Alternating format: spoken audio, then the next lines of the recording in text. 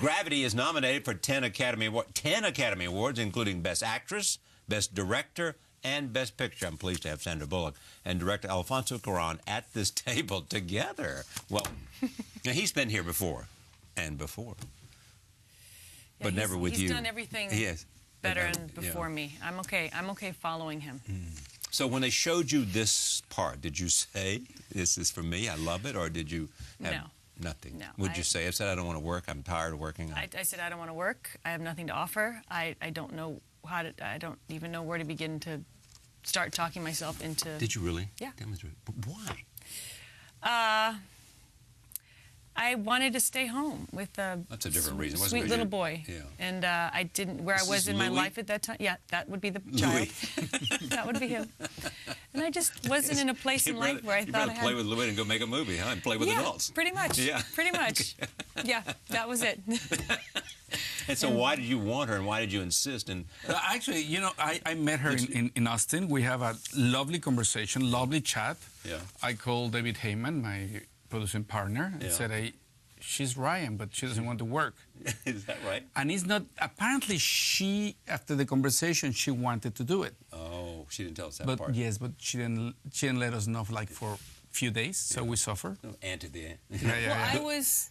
Up the ante, as they say. Yeah, it's the rules, you know, this whole thing of the rules of dating. That then yes, of course. you know... You can't take the first offer. You got Oh, Louis, I want to spend As interesting as game playing might sound, there are other factors you need to weigh before you go off on an unknown journey. I mean, there was nothing about this journey that you could sort of get a handhold on and say, I know what this is going to be and I can feel secure in making this decision. Nothing. So I had to look at a lot of factors to see if I could, you know, be okay letting go of everything you know to go on that journey with him. So what factors did you look at? Well, the first one was, can you make the world a wonderful world for my son? I cannot go here if I can't be around him all day and if I can't have him be a part of this journey. So they guaranteed me that his world would be right there with us and they would make it amazing, which they did. They turned the whole, cement soundstage into this wonderful oasis for a child learning how to walk. So everything was bumper guarded from the waist down. So that was a huge factor. How old was Louis? At that time, he was a year and a half. Oh, yeah. Okay, so... and then in not knowing how to do this, am I going to be able to train for this? Am I going to be able to have the time to prepare and do what I need to do? And all the answers were yes. And it was an interesting enough character for you to want to inhabit. Once I knew that he would allow me a certain level of collaboration. I didn't expect collaboration to come from someone like Alfonso. I thought, you sign on and you let go and you let the tiny dictator rule the set. Benevolent dictator. I know you. Okay, you're right. Benevolent. It's better. Benevolent dictator. And it wasn't like that at all. But you need to collaborate at this stage. I didn't know how to pull it off if I didn't have the ability to collaborate with the storyteller, because there was nothing. You had nothing. So I needed to know that he was okay letting me stop and question and search for and all. He was that and more. But yeah, Jonas and I, we all, my son and co-writer, we always say that we have composed a screenplay was done in harmonies, and Sandra came to give the melody. Yes. And it's true literally in the sense that there was. In the screenplay that Sandra read, it was every single scene that you see in the film, but the way of taking the character, there was still open to interpretation. And Sandra was so adamant to work, to make sure that every single beat was going to work for the theme of the film. And what's the theme of the film? The theme of adversities, the thing of loneliness, and adversity. I thought it was rebirth as well. Well, that's adversity and the possibility of rebirth. But the journey is a journey of adversities, and the goal is rebirth, yes. We're going to see how you made this movie in part. How long did it take you to make it? Total 4.5 years. Well, how much of that was just getting the money and everything, the actors together? No, it was 4.5 years because we have to to develop the whole technology and stuff for 2.5 years. Then we shot, and then it was pretty much 2 years of putting everything together again. This is like nothing like you've ever made before, yeah? No, never had an experience like this. Yeah. You've never thought about gravity much, have you? I do when I look at my face in the mirror and you look at other parts of your body, you think about it a lot. He's the smartest person So- I know. Well, come on. Only you would say that. I think Only human you being- would no, say I that. think human beings think about it all the time. But I had not thought about how the body worked in gravity, really? How does which it is work? very different than how the body works with Out gravity. how the body works in 0G versus how it works in gravity. Yeah. And you have to unravel every impulse and reaction that you normally have in this environment, and you have to train your body to bend and move in ways Okay, that... but explain that to us. So you got to train your body to move in ways that Well, are here's a lightweight- counterintuitive or something. Yes. And the best piece of advice that I got from actually astronauts at the space station said, imagine as though you're pushing and pulling against balloons. So pulling in is like the act of, if a balloon was here, that's what it feels like. So there's always an effort made, and if you hit against something, you know, let's say I'm running against this table, you move forward into the table versus the minute you bump into something, you go backwards in gravity, and you don't stop until you meet something else. And how your body responds and spins out of control, as much as you fight it, the worse it gets. It just was little pieces of information that they gave me that when we started rehearsing, I went, wow. When I finished the screenplay, I sent it to Chivo, it's Emmanuel Lubezki, the cinematographer, and I said, this is a small, simple, intimate film. We can do it in 1 year. Just, you know, like conventional rigs and some visual effects. But when trying the conventional rigs, it was clear that it was not going to work. So we needed to find a way of making that work. And one of the principles that we discovered is try to move the actor as little as possible and try to move the universe around as much as possible. Well, she's used to that. Yeah, well, there you go. I was waiting for it to come from him, and then it came from you. I know. Wow. Wow. What, are you surprised? I was surprised that you jumped on it first. I thought it would first come out of his mouth. Well, continue. Yeah, this is your time. And then it was Chivo in a Peter Gabriel concert, and he saw all these LED panels. And he said LED panels. LED panels, yeah. And then he had this idea of experimenting with LED lights because, you know, of the speed in which the lights can travel in each panel. And that was the point of departure. Then we combined that with robots, the ones that they used to build cars. All right, so what's happening here? I see it. Who's the girl upside down? And the abuse. And then we hit her very hard. And this is the scene where they're literally filming it upside down. Oh, that's the puppeteer. Yes, and they're up there sort of laterally moving you, and another puppeteer below me to sort of keep the body. Wow. Sorry. Now, is this the hardest move you've ever had to make? In the best way, yes. In the best way. Yes. Because everything... The most challenging, but most exciting. Exciting and rewarding, and also the most... Once I figured out that I was fighting it and that I should actually be using everything that was a frustration and that limited me, all those things that frustrated me were actually things that once I figured out were a benefit, because it's ostensibly the same thing that's happening to the character in space. You know, it's the loss of control, the frustration, the loneliness, the isolation, and instead of fighting it, you sort of embraced it, and it became a friend rather than something that was a problem. Here's another scene. Take a look. Go ahead. So this is taking something off. This is taking off the spacesuit, and do you want to talk the bicycle seat, the balancing? Yeah, that was the Alfonso. toughest one, no, Sandra? That was the toughest for you. Yeah. In terms of all the rigs. Because you had to, like, contort and hold the position while you're balancing, while the camera's also moving and turning, and the background is also moving and turning. So all three elements had to be in sync. And if there was anything off by a second or my hand was in the wrong place, you had to do the whole But thing. also, is she had only this point of on the bicycle seat. on the bicycle sitting, which he would be like putting all the weight and stuff, and she had to move as if she's just floating. So it's that was a tough one.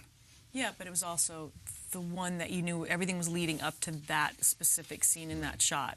And you could just feel the excitement, but the tension of everyone's position in the scene, because so many variables had to come together.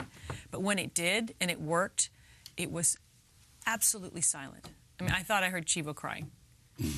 I mean, it was so emotional for everyone that when it worked, it was beautiful. No, it was because that was one of those moments that were impossible. We couldn't figure out how we were going to do it. And he's collaborating too, huh? Yeah. He was. Yeah, but the thing is that a big chunk of the weight of that moment was going to fall on how easy Sandra was going to make it look.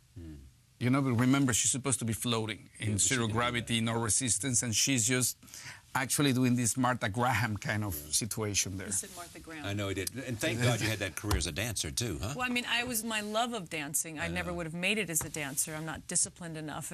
But I did look back and I go, the love of dance, my parents' musical background, piano for years, just timing and rhythm and everything being musically motivated is what, once that clicked for me while we were shooting, instead of someone barking out counts and times and you're like, stop it, I could subconsciously figure out how to carry out the scene rhythmically like a dance routine. So once we were able to rehearse it and get it in sync, you didn't think about it anymore. Like the lower half of your body operated completely separate from the inner life and the emotional life, so you could just do your job while the mechanics of your body did the slow motion and landed where they were supposed to land. And suppose you were disciplined enough.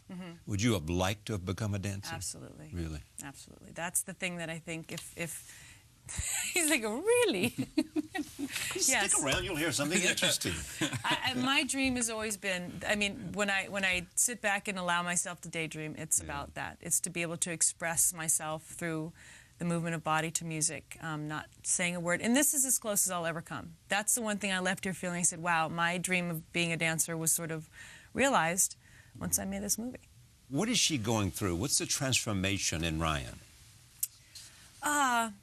You know, someone who's experienced such a loss that the only way to survive is to remove anything that is in essence or memory of what life was like before. She's basically a machine. She's just allowing her brain and her skills and what she's good at to sort of propel her through life. Everything's rhythmic, everything's perfunctory. There's nothing in life that has any meaning if she can at all avoid it. That's brought her to this situation where she's very good. Send me to space, I don't care. I don't feel great in it, but I'll execute what I need to execute and then go back to life, which is pretty much non-existent. It's someone who doesn't care if she has a life or if she perishes. So what kind of person is she at that point when she has to decide to fight for her life? Is she going to be someone who just says, I'm going to take this opportunity and let go and let myself die? Or is she going to take this opportunity and let go and let whatever comes come, but accept that it might be worth fighting for something? So it's interesting to see when a person comes to that crossroads when they get what they wish, which is you can make that choice and let go of life and not fight for it anymore. I mean, what's really always interesting to me, it often takes something else to get you to find that thing. Oh. You know, in this case, being up there and that thing helped her find that she might not have found otherwise. Yeah, life is interesting that way, isn't it? That it just gives you, you know, they say it doesn't give you anything you can't handle. I don't buy that. But I do believe that, you know, if you're at all awake enough to feel, you know, the reasoning behind something, the human being is such an amazing creature in that it wants to fight. It can't not fight for survival most of the time. And we talked about that a lot. You know, what is that thing that happens when you've given up that ignites just the slightest amount of passion to at least try one more time before you truly give up? And sometimes letting go is what you need to do. And, you know, you have the ultimate gift in this movie. And for those who haven't seen it, I don't want to give it away, but the greatest gift a human being can give another human being is given. And it's so lovingly and selflessly done that if that doesn't ignite that tiny little spark in you to look at your life and see the worth of your life, then, you know, you're missing the whole point. Someone makes that kind of sacrifice, if it doesn't do it for you, then you're not going to be helped. You're not going to get there. Yeah. No. And that's the spiritual rebirth that we've been talking about. Yeah, it's a rebirth as a knowledge. In the largest sense of not sort of religious, but you know, oneself. A knowledge about yourself and the universe around you. Was this written by your son and you? Yeah, the two of us. The two of you wrote that? Yeah. It was actually... I know that because he was here with his son. He was here. Jonas was here. Yeah. And he treated him nicely. Did he? Well, nicer than me. I don't know what that feels like. He pretended that he understood him. Yeah. But anyway. He kept nodding at you and looking down at us. Yeah, exactly. What did he say? Yeah, exactly. Yeah. No, but that was the point of departure, because when we start talking, the funny thing is that before even we talk about space, when we start writing the thing, we talk about the themes. Yeah, the themes. And so we defined that it was going to be adversity, and then we were talking about the scenarios, the possible scenarios, and then it was when this image of an astronaut just drifting into the void, and that image. It's a perfect. Yeah, it has a lot of metaphorical weight, and then that was the point. Now, without sounding like I'm a psychologist or a shrink. Are you licensed? No. But it's going to be an awkward moment right now. I mean, those who think they can help people. Continue. Oh, come on, admit it. You've been helped. I have. I still need more, but I've been helped. Not by you, but by professionals with a license. Yes. By real serious people. Yes, the people who actually know what they're doing. But I mean, when you describe this character, have you been somewhere similar to that in your own life? In your own life experience? Knock on wood that I should never experience what she has to experience, and she experienced. Right, exactly. But look, we all get knocked about. If you've lived a good life, you're going to get knocked about. If you've lived a good life, you're going to be knocked about. Knocked about. And because you've taken risk and you've gone for passion. And you look, getting up every day is a risk. You know, opening your heart to people is a risk. You know, is someone telling the truth? Is this guy going to be honest about the journey we're going on, or am I going to come out going, why did I say yes to something I didn't want to say yes to? I was led, you know, but. And how do you answer those questions? Why did I say yes? You know what? Why did I say yes to this one? Because when we had the initial conversation, we spoke about adversity and what we wanted out of life in very similar terms. And we had the same language, which really surprised me. What was the language? And now we speak the same language. Well, Good. See what I got to admit? Yeah. I got her to admit. I think in the end it comes to not knowing. Not knowing, and knowing we are in absolutely no control over anything. And once you admit that you have absolutely no control over anything, I think you sort of are more in tune and in sync with really the bigger picture. Absolutely. You know, and it comes back to the metaphor of just letting go, and it's easier said than done. But going back in and saying, I'm going to say yes to an experience that scares the crap out of me. It's the unknown. Am I being a bad mother? Am I taking him to a place that's not going to be good? Is this going to be a bad environment? Are there going to be egos that are going to make me regret having, you know, all the what ifs? And then at every single day I was surprised and moved and loved and cared for. And you go, so glad I said yes. So, yeah, everyone gets knocked about, and if you don't, you're not talking about a job. You can also talk about this in terms of personal relationships. Absolutely, and I'm, you know, I panic every time I have to make a big decision that forces me to be around, you know, people and make a big life decision. You know, I panic, but when I take a breath and I let it sit and I go, if it scares me for the right reasons, which is creatively, that's good. If I say I'm going to be around energy that's going to make life seem, you know, fall into the life too short category, then you don't say yes. I didn't see this as a life too short category. I saw this as hopefully a way to get over a lot of fears that I had, and I did. And it was, you know, the sweetest time I've had in a very long time, both personally and in the work environment. And therefore it encourages you to look for the same kind of experience? Yes, and I'll never have this experience again. I'll never have all those elements come together again. I know that, and nor am I looking for it, but I want to fight for something that is different and challenging and asks the most of me. And I thought I did that before, but I realized never to this degree, but also doing it to this degree taught me a lot about myself that I had no idea existed. It's, So. like what? It's just like addicted to. I'm certain to, but Sandra is almost as if it's an addiction, or of testing her limitations. Yeah. Her limits. You're addicted It's to like, testing your limitations. I addicted, or just I can no longer just be afraid. I can't let fear dictate. That's the point. You can't I let can't fear. let fear. So I feel But like it might have in the past, but now this helped you realize whatever that you I'm can't afraid of, let I it go, happen. I need to dive into that and figure out why I'm so afraid of that. Yeah. And is this somehow, in a broader sense, a kind of transformative experience for you? Oh, 1,000%. Yeah. The person I went into this was not the person that came out the other end at all. And the person today is more confident or more understanding of what it is that I should do to better appreciate the fullness of life. All of the above. Not that I'm more confident, but that I'm very aware of my shortcomings. They no longer paralyze me. I'm not fearless, but I'm excited about the things that scare me, and can look at them from many sides rather than, again, letting them freeze up my being path so of madly joy. in love with Louis. Yes, that Does has everything. I like Does that man. change the equation? Everything. Change everything. Yeah. Yeah. And every decision I make. I mean, I know that my whole career trajectory, I was given this amazing gift, and it's opened doors, but I go, isn't that funny how it's opened all these doors, and I now know I will probably not be able to take most of them, because I'm going to choose to be a mom.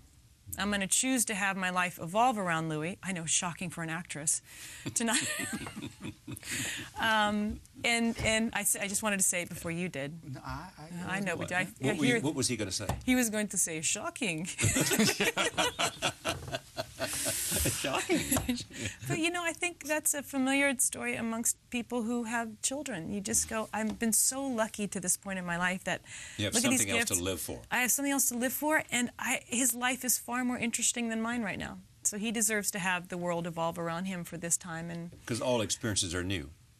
everything is new to him and to me. Yeah. Does it make you wish that you had done this much, much earlier, No. or did you do it at exactly the right time It for you happened when you were prepared to exactly- enjoy it yes. at its maximum? Yes. Everything happened exactly the way that it was supposed to happen, and I honestly don't think I understood the concept of joy until now. Really? Mm-hmm. I didn't know what it meant. Like, You were- I mean, I think I knew what it meant on a surface level. I had no idea what joy truly meant, and looking for joy every day. I go, what do you want in life? I want to get up and I want to find joy. Wherever it is, I just want to find joy. With, of course, Yeah. But I mean, that's because of Louis and because of this experience. And this experience, but they all came I together. want to get up in the morning same and find joy. I just want to find joy. And that's where I think if you want to ask, you asked, what was it that made me say yes? I think Alfonso's path in life was exactly the same. It was enough. I think we were trying to sort out the same mysteries. Yes. Yeah, we were in the same. We agree in the theme of adversity, and we were trying to make sense out of adversities. It's this thing of we tend to fall very easily in our comfort zone. Even if we're going through hard times, we follow we're victim of our own inertias. And life has its way to beat the crap out of you to put you in your place by beating the crap out of you. So sometimes if you're too much in your comfort zone, life just sends, You don't discover. Yeah. If you're too much in a comfort zone, you're repeating yourself. Yeah, but sometimes life is generous and sends you the adversities, because it's what you need to shake you a little bit. So what were you looking for before you get up every morning and look for joy? What were you looking for? I mean, I always thought I was a very happy person. I was always grateful. But there was always sort of, looking over your shoulder in a way that you go, something is just not right. Something is missing. Like, what is this thing that, that I didn't want to have to manufacture the joy by going, I need a cup of coffee to sort of wake up, to sort of get the day started. I didn't want to have a great role to make me feel satisfied in myself creatively. I didn't want it to be that another human being or another situation was in charge of my happiness. But I found myself going, wow, I did this, and I'm supposed to feel like a success, but I don't.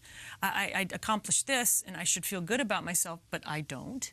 And so I think I was just placing joy on things that were on the outside coming to me, rather than, you know, all of a sudden life shifts and you adjust and you learn things, and all of a sudden, you know, is it having a child that breaks your heart open? You know, maybe. Is it having that happen at the same time I'm given the most extraordinary work experience to challenge myself? Maybe. Is it because we got to do it in England with the most incredible crew and cast of people who were kind and loving and showed you support and sweetness every day?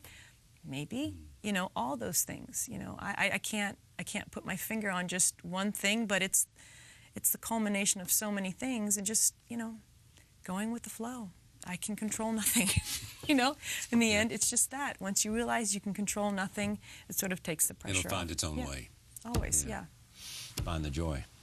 Find the joy. Thank you for coming again. Pleasure to see you. Thank you for having us. You're quite wonderful, as you know. I agree. I do too. Can I get a clip of that? Because that's going to last as soon as he walks out that door. It's over then. Something's going to happen again. Thank you. Thank you. Back in a moment. Stay with us.